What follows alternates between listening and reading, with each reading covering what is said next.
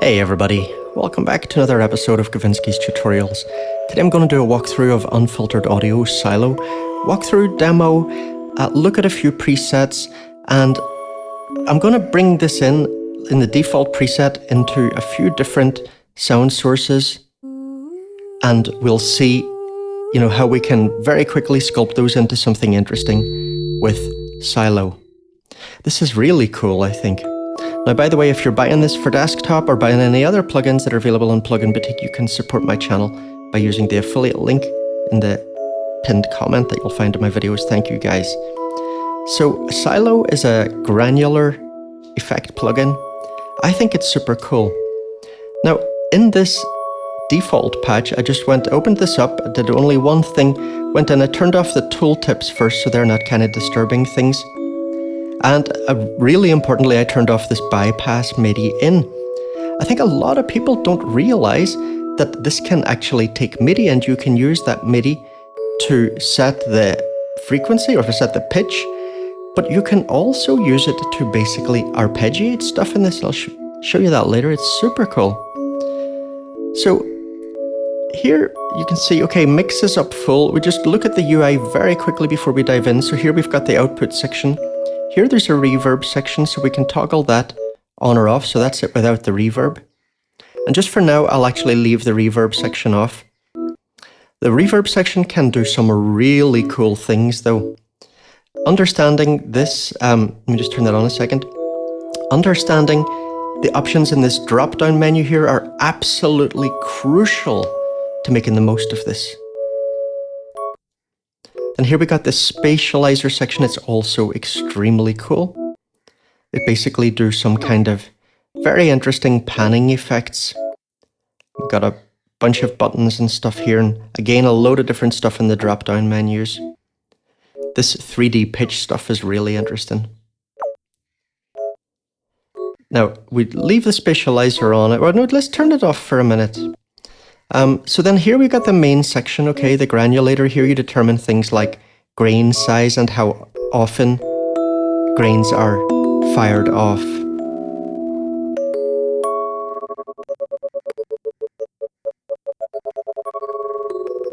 So we can get, very glitchy with this. For firing off loads of grains, we get more into kind of granular cloud territory.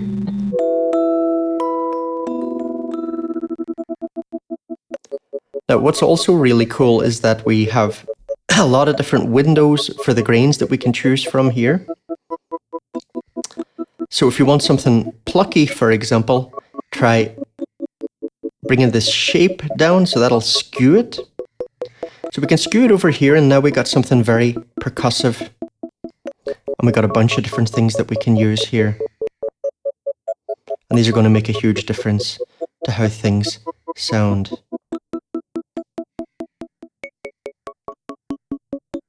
Just bring the rate up a little bit.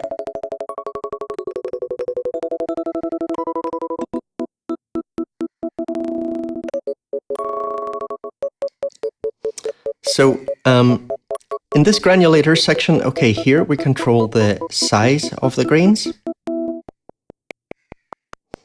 So we can get very percussive stuff. And we have options here. Do we set the time in milliseconds? Or tempo based.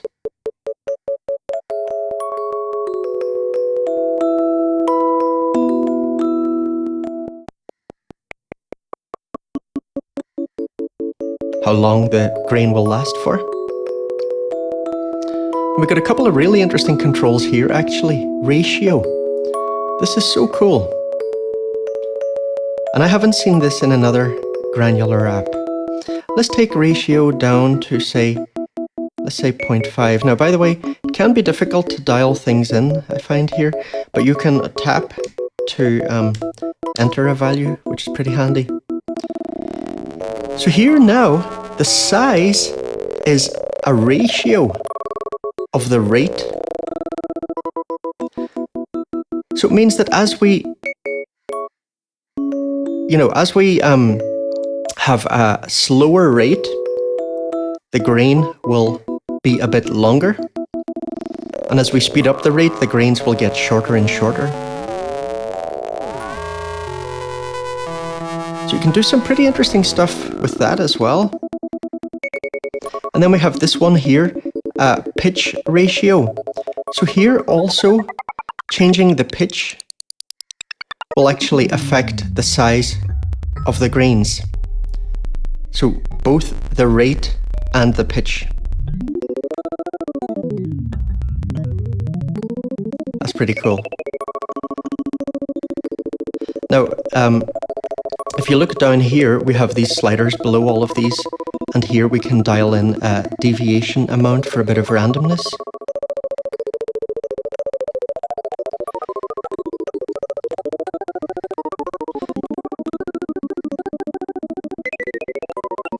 And pitch, we can again have a non-quantized version.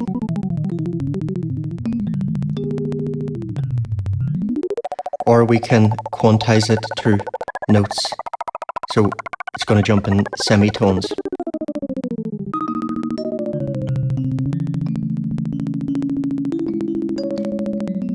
Now I'm using this fully wet here, but of course you can have a bit of both and just use it more as a kind of texture thing.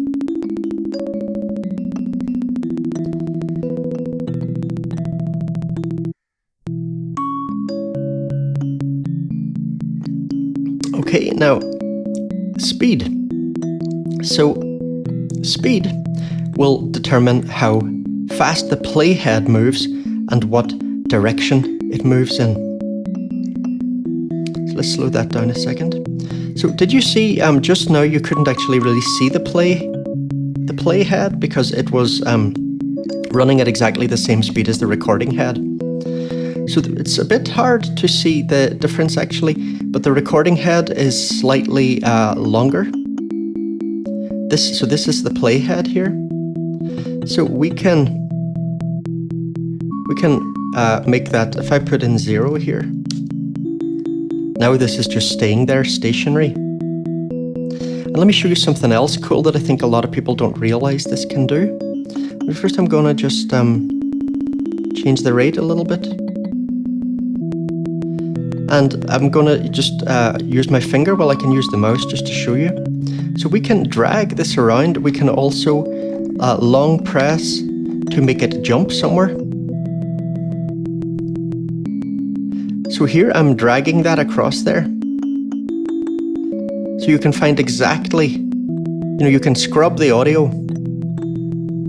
And this can be interesting. For example, maybe you just put one note in here and have a load of space.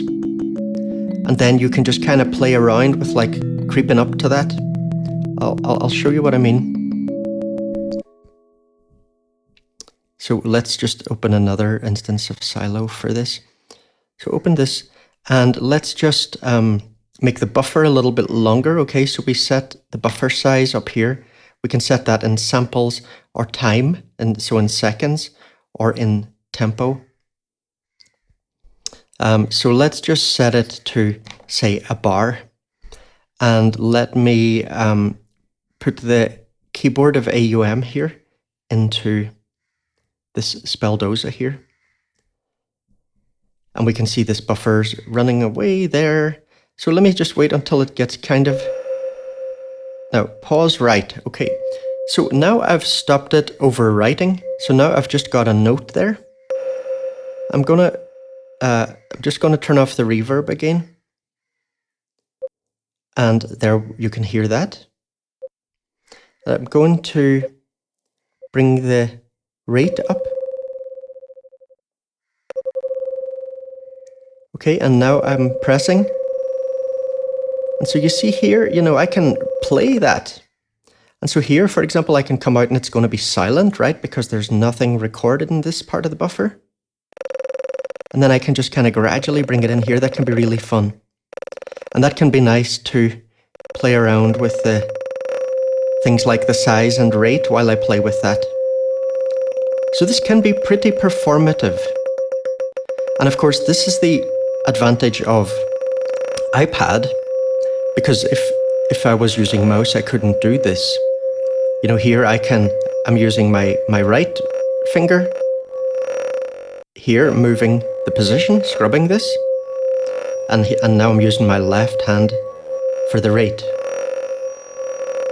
So iOS music making has some disadvantages, but it definitely has advantages, and this is one of them.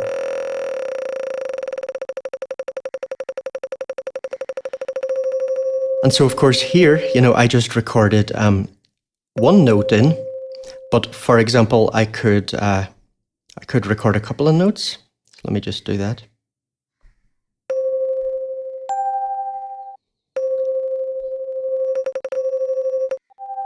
Right? So now I can, and I can long press also to jump between those.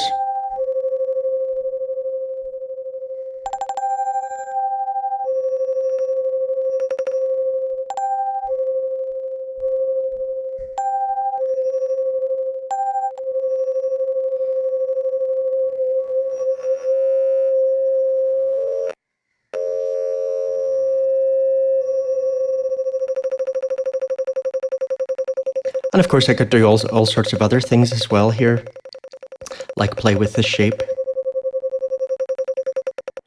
Or for example, I can increase the chance of it being reversed, which is interesting because if you see here, that means that because I've got it slightly before the audio here, when I reverse it, I'm not actually getting any sound there. So let me bring it over a little bit. And now try the reverse thing and you'll hear more clearly. Let me put it here, for example. Let me see if changing that shape makes a bit of difference. This is not a great example for hearing that, actually. Let's see. Yeah, we'll try it on something different later where it'll be pretty clear. Now, this spread control, let me just let that play through there, and I just come back maybe to this original instance here.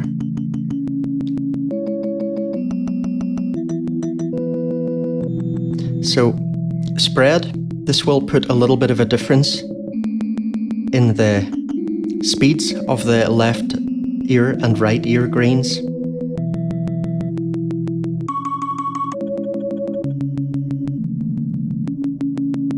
Basically makes everything sound wider. Now, freeze is interesting. So this can be used for kind of Frippertronic style stuff.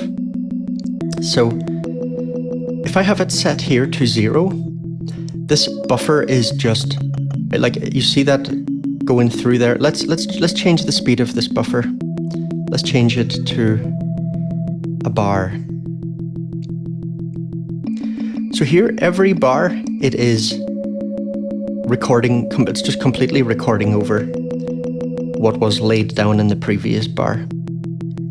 But if I put this up at, say, 50%, now we're getting a sort of Frippertronics type thing, where some of, the previous thing will be, it'll take a few bars before it's completely overwritten.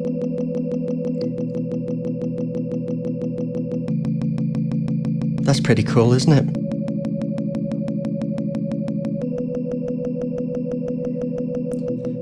Let's bring that rate down a little bit. And let's put the size up. Oh, nice. We could maybe let's get this to a certain tempo.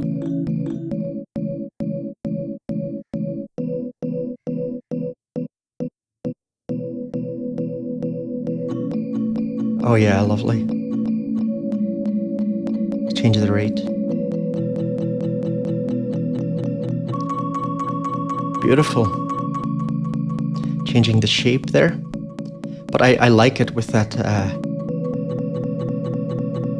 wider window. Now there we're hearing the reverse, right? Oh, lovely. So we can leave it so that just a few grains will be reversed.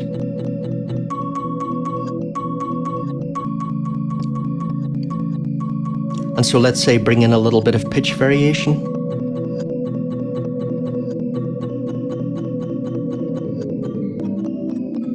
bit chaotic, right?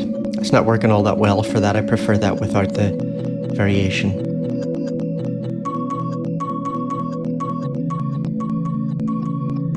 Now let's bring in the speed again. So you can see now the playhead moving. And we can reverse that.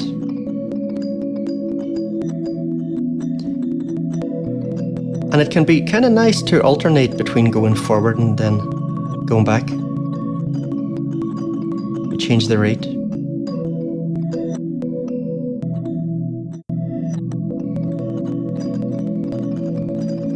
Bring the size down a little bit.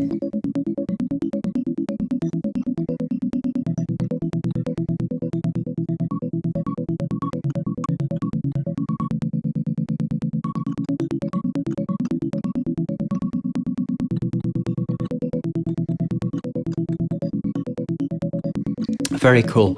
Now, another thing that is super cool is this masking thing here. So this is a Euclidean mask. It's basically like a Euclidean sequencer. It will take a number of steps and allow a certain number to be active and a certain number will be inactive, and use Euclidean geometry to, it'll basically try and divide those steps as evenly as it can, but that it won't always be even because that's just not mathematically possible, depending on the number of steps and the number of active steps. But that allows us to get these rhythmic things. So if we go here, no steps are allowed to be active. If I bring it up a little bit, now it's going to be one in every, I don't know what that is, like 20 steps or something. One in every 20 steps will get an active step.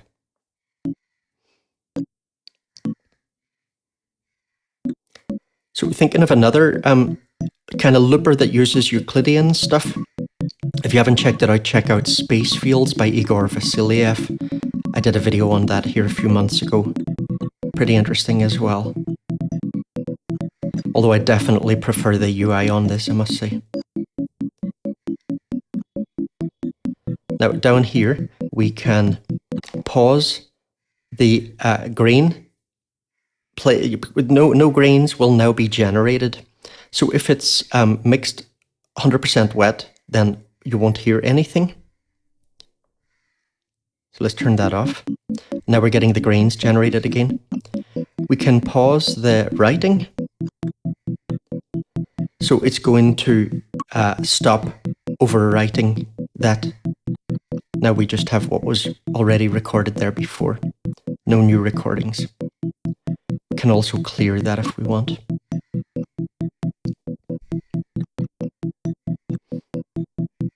Okay, let's just jump on to a different example here. So async sampler, this is cool. I like this app.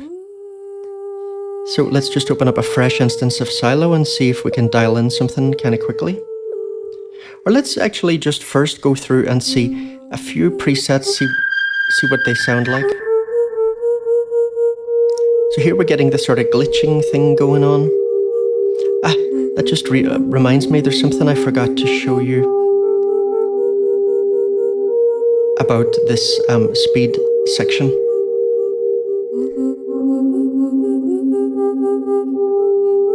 So the speed, so this can just work as a ratio,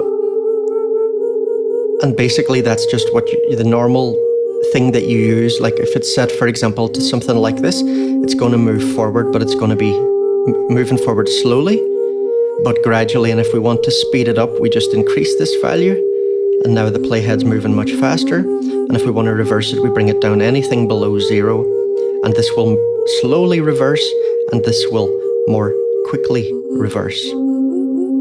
But if we go to skip, what we'll start to get now is, depending on what the speed knob will do now is, if it's over to the right hand side, it will move forward, but it will jump. It'll jump. And if I put it up higher, it will jump a larger amount each time it jumps. And now, here, what this will do, if I bring this up, it will, let me pause the writing for a second.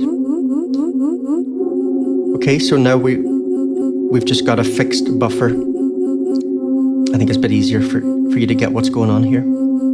So let's bring this down. So you see now it's jumping in very big steps. I'll bring it down to jump a bit smaller actually. Okay, so you can see now it's jumping in these small increments. If I bring in a little bit of this rep value, it will start doing a little bit of repeating. So you see now sometimes it stays there for longer.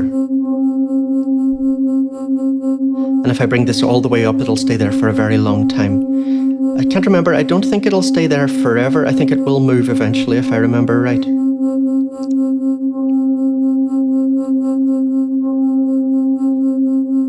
So let's see what that's like with a slightly higher rate and bring down the size a bit. Nice. Now you can also have this as an offset value, in which case now we are basically changing its position relative to the record head.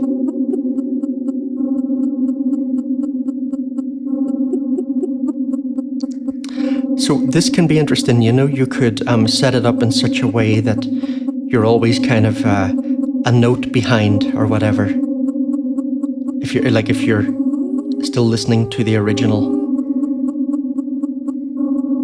And here, this is also offset, but this is tempo synced, not in milliseconds, it's in eighth notes, quarter notes, or whatever. Very nice. Okay.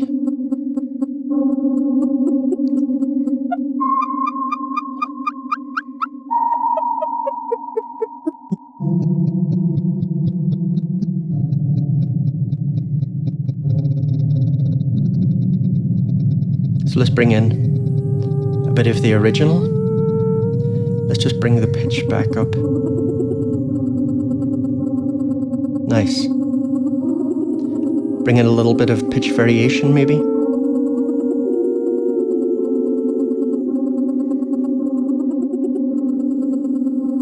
Let's see what it's like with a bit of rate and size variation as well.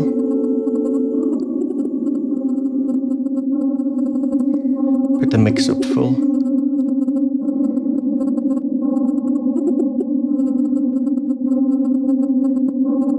And they're bringing in the speed variation as well. Let's change the window shape.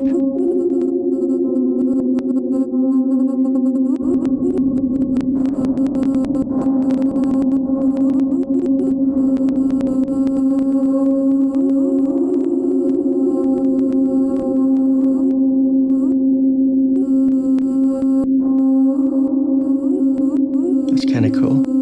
Let's try that pitched up.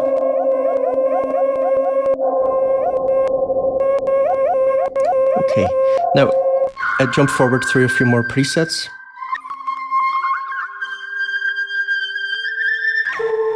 So let's look at the Spatializer section here while we're doing that.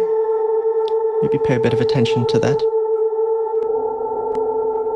So, you know, we can have just the Spatializer section on.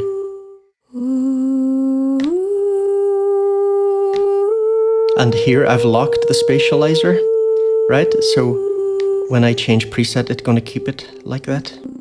Actually, it doesn't look like it's working. Hang on. Maybe I'm doing something wrong with that lock there. I've done that in other parameters and it worked fine, so don't know.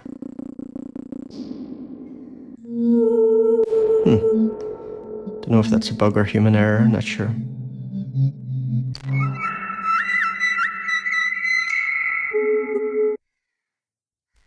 I'll jump back through presets again. Hang on. Factory presets. Let's choose one of these.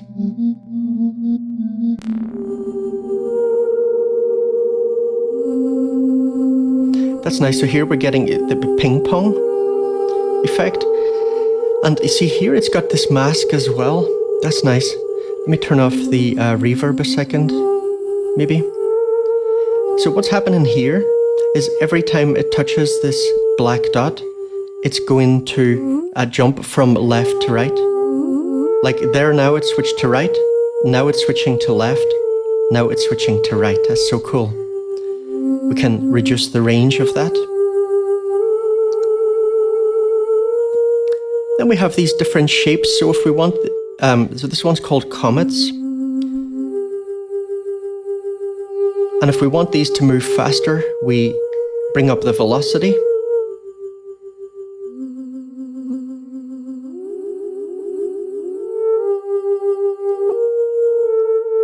Now, here, this is set to 3D. And what that's doing, I'm just going to bring the rate down a little bit here. Okay. So 3D will also apply a filtering effect to simulate distance.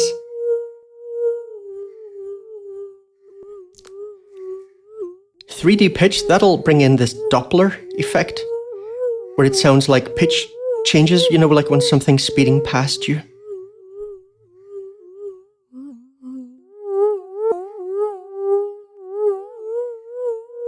If I bring up jump, the active, these are called emitters, will change more regularly. If I bring up locations, we have more potential locations. If I bring jump down, it will stop jumping emitters, and now we just have this one emitter. So exactly wherever this is moving, that's what we're hearing in it. You know, it's going to be smooth. We won't get this jumping thing like we're getting here.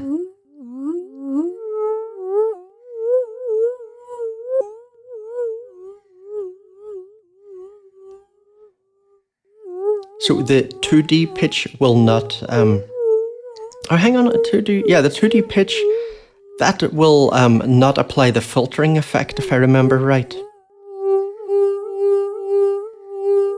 Here, just regular stereo. And here, this granular one, I think if I remember right, this is something, this is maybe related to the position here. It's something like the position where the grain is generated.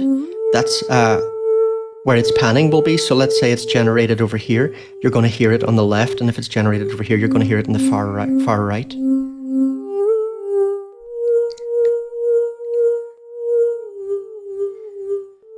So we just have these different sort of patterns that it can use. Like this one here, for example. You know, this will just stay here and just rotate. It won't change its distance from the center.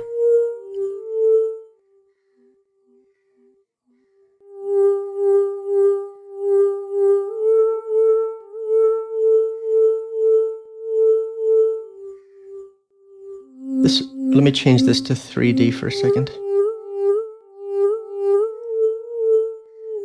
So this one is similar to the moons one, but there is some sort of difference. I remember moons, for example, there's something like these will, every time it jumps to a different emitter, it will move at a random speed or something. It's a bit hard to remember all the differences between them, but it's all there in the manual. But they make a lot of difference sound-wise. So you see, for example, horizon, this is just staying here on the x-axis. This one is something like every time it jumps to a new emitter, all the emitters jump around or something like that. There's the ping pong again. And we've already talked about how this masking function works there. This is the buffer one. This is the one I was wrongly describing the granular one as earlier. This is related to buffer position. So I can't remember what exactly the granular one is. Let's try another few presets here.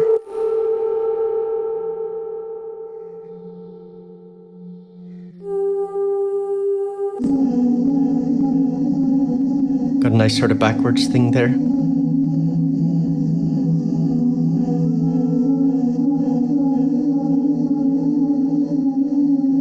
Now, look, let me show you this. So as I say, we can trigger this with MIDI.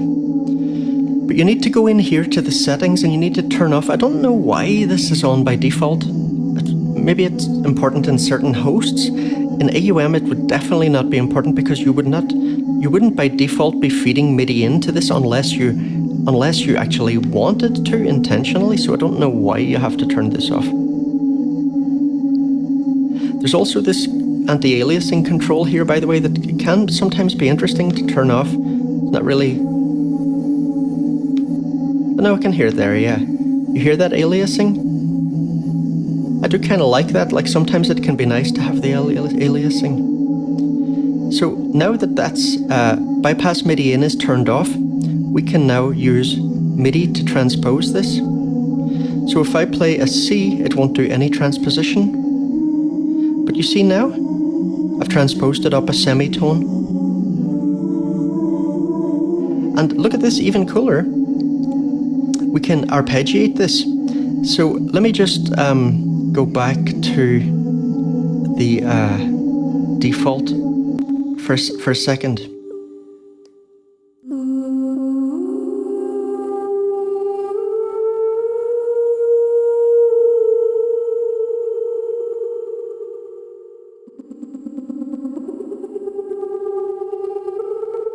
Okay.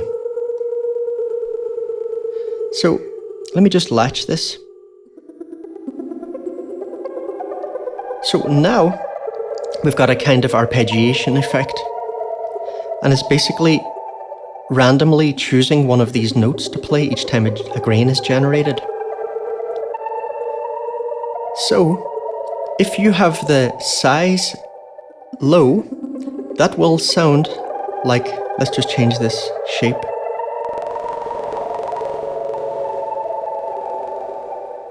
No, I think for this actually, so we'll just stick with something like this.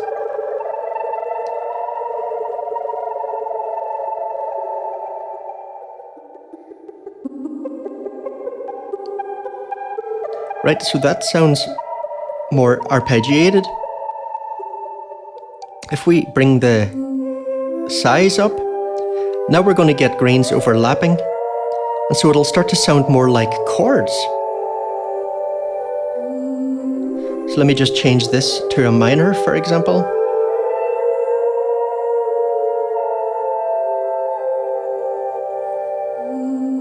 And the pitch knob will still work as well, so we can still use this to pitch everything down if we want.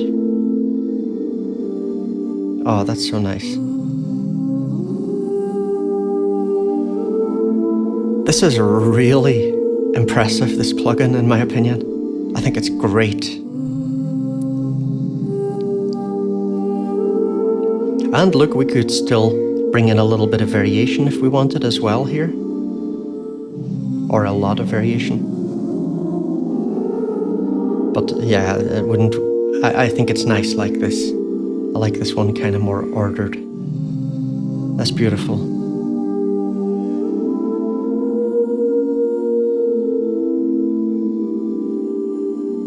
No.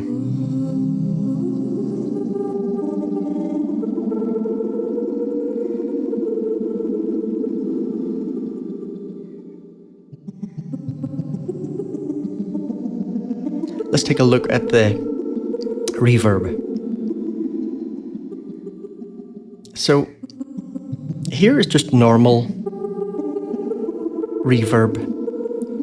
And you know, we got a dry wet mix, and that's set here. Here, it just solos the reverb, so you're not getting any dry sound at all. This balance one will only be obvious with certain things down here, so we'll look at these first maybe. Let's just jump back to normal then for a minute. So we have here a different a bunch of different reverb styles that sort of, I don't know exactly what they're doing, but they seem to affect they just affect the sound of the reverb.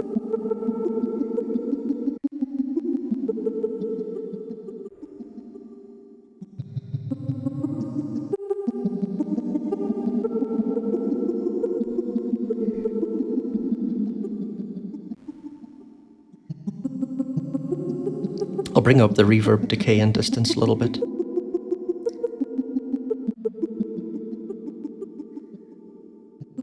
Bring up the level a little bit. So here, this controls this a level knob, what it will do. So interesting, this plugin. It really does a few things that I haven't seen other things do, like this. So here, this is really cool, this one, chance. So if I go in here to chance,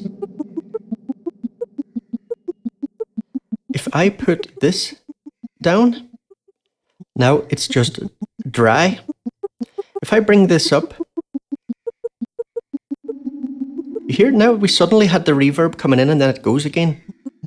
I'll bring the distance and decay down a little bit. You hear that? So here there's a 14% chance that a grain will be sent through the reverb.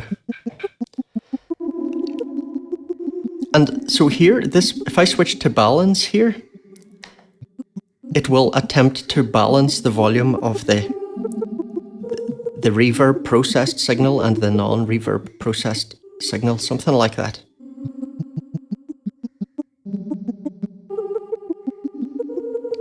I'll switch back to normal.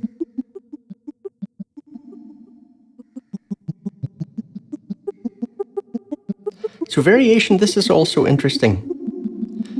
So basically here, what we set with level is the maximum level, but the actual level will be anything between 0 and 48.5% here, or if we put this up to 100. So now we're going to get, sometimes it's going to be really full-on reverb, and other times it's going to be very mild. So it'll just pick any value between these randomly. It's very interesting.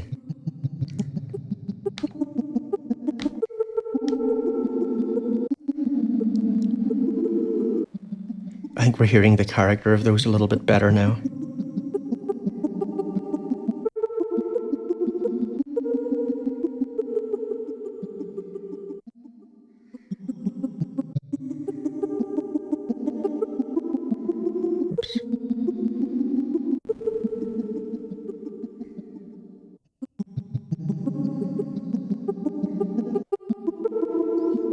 So here we can filter this reverb. So if this is down, playing around with cutoff and resonance won't do anything. And then down here we've got a bunch of different filter types. Manual describes these a little bit. Some of them are based on some classic synths. Moog, for example, I guess. This ladder filter. So yeah, some of them are just more bread and butter, and some of them are more characterful. Let me bring the decay and distance down a little bit. Bring the filter up to 100%. You see there I'm playing around with that cutoff. You can also invert these, so basically turn a low pass into a high pass while the button's pressed.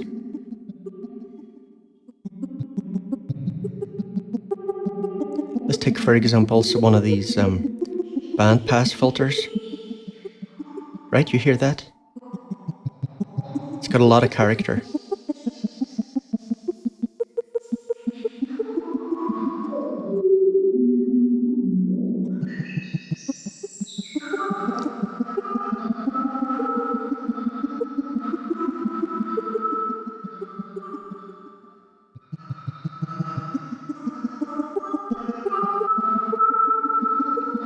Mask. So this is interesting. So here it's basically using the same kind of masking effect over here to decide when the reverb will be activated and when it won't be.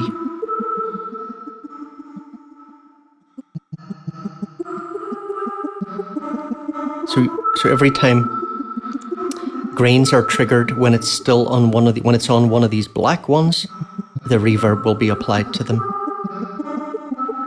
If a grain is generated when this is on a white dot, it will be dry, it won't go through the reverb. And by the way, the speed of this is related to the rate knob, right? Look.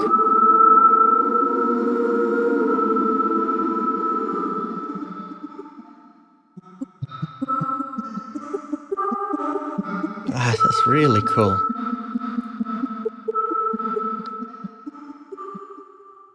Really cool. So here, fundamental. So here I've just sent this on a bus out to these two mix buses. So I can add a silo. Let's just take that off for a second. Let's bring in something.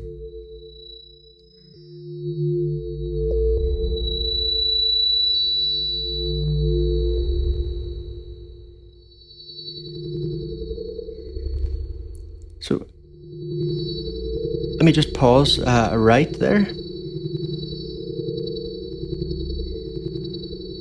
Right, so that's just a frozen buffer there now.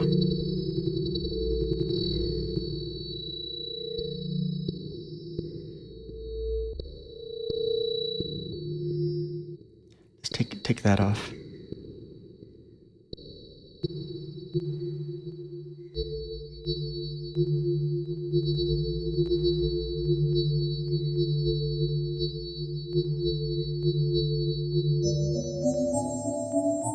Pitch that up.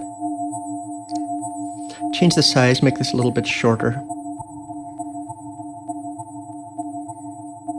That's nice. So you know that now we got a kind of little granular rhythmic loop, and that's pretty nice to have on top of the dry signal.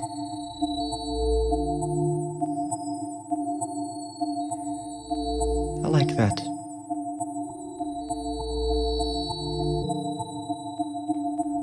Let's try this skip function.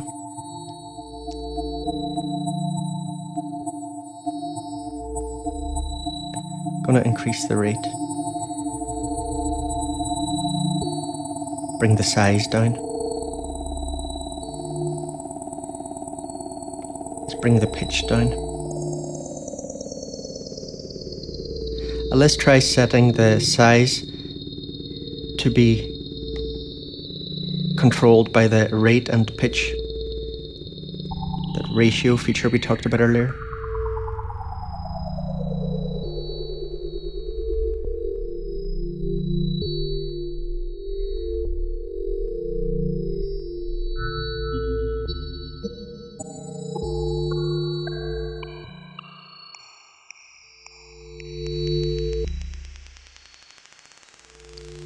So really interesting for just giving texture to things.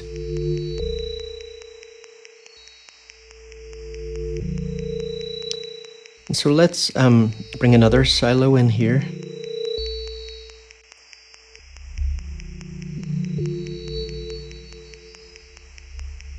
And let's also just pause the right on that.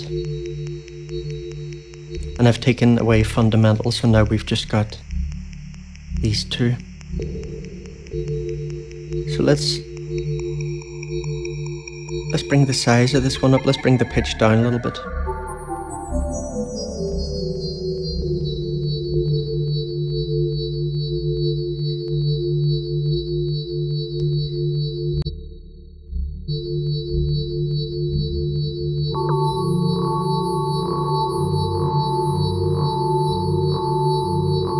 We can get some cool little soundscape stuff going on. Let's bring the range up here on the Spatializer.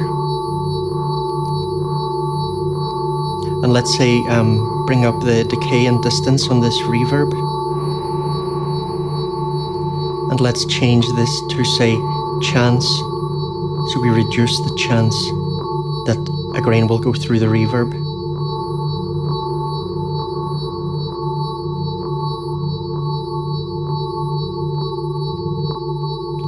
And now playing with that rate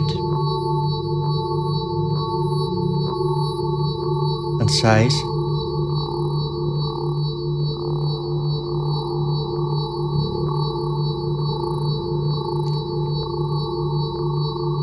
Or we could, you know, scrub this.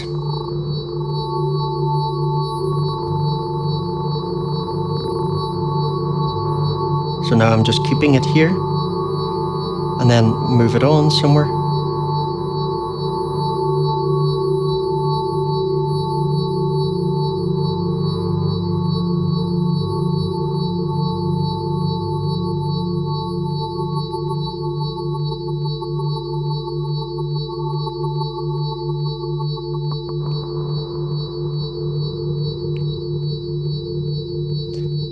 Great, so you get the idea, hopefully. I think this is fantastic, and I hope this was useful for you. I think you'd agree this is super cool. It can do a lot of stuff, a lot of different stuff. Thank you for watching, everybody, and especially big thanks to anybody who's supporting me, whether it's on Patreon, using affiliate links, direct donations, or whatever. That support is absolutely crucial, and it's really important that this Patreon and stuff grows, because it's still a real challenge for me to justify doing this channel. It's really not working for me financially at all. So thank you to those guys, and please more if you join them, if you can spare a few bucks from time to time. Take it easy, and I'll see you in the next video. Take care.